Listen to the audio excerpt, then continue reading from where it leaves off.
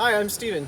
Here we are at my dad's house and we're going to fix the fuel door on his 2013 F150. Does not spring back. And on this one you can, if you wiggle it up and down, you can feel that it moves. There's a little play. So the first thing you'll do is just pull off this easy fuel dealie. And I've got a 8mm socket for these 3 bolts right there.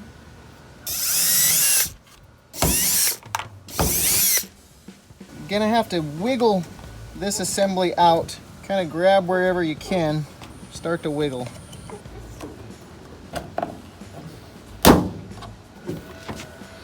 You close the door a little bit when you're getting it out. So you kind of have to get something behind there. I would use a plastic screwdriver. So this part here locks into the door, and then the spring assembly here puts the tension on the door. What I found happened was that this just popped up so it can freely move and wiggle. So what I did is I disconnect the spring, close the door, and let this slide down into position. So there are slots on this plastic pin, and that slot has to line up with the slot on the door. We put it back in. I know where the slots are now. I can see them. I should align that slot with the slot. It should come all the way through to the bottom. Now you can see that the end of the plastic pin. I can then put the spring on.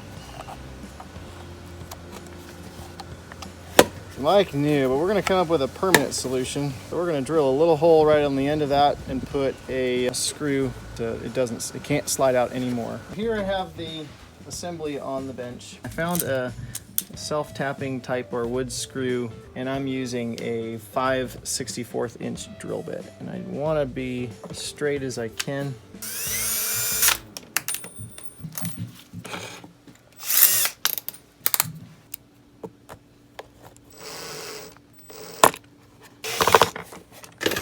Let's see how that works. That'll work. It rattles a little bit there, but as long as it keeps this whole assembly from slipping out, then we should be good to go. So to reinstall, just take the gas tank neck and just kind of keep it off to the right a little bit. Gently wiggle it in. You have to put a little pressure when it gets around this lip. Don't worry about that. That's not an area that's going to be just damaging the paint at all. You can open the fuel door and align the fill spout, and then just push in. These 3 holes should be lined up, and I can reinstall those.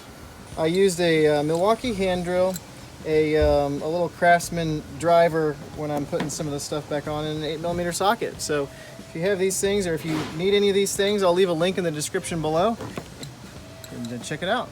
Last thing to do is just put your fuel indicator back on, and we're good to go. So thanks for watching. Please subscribe, and we'll see you again next time.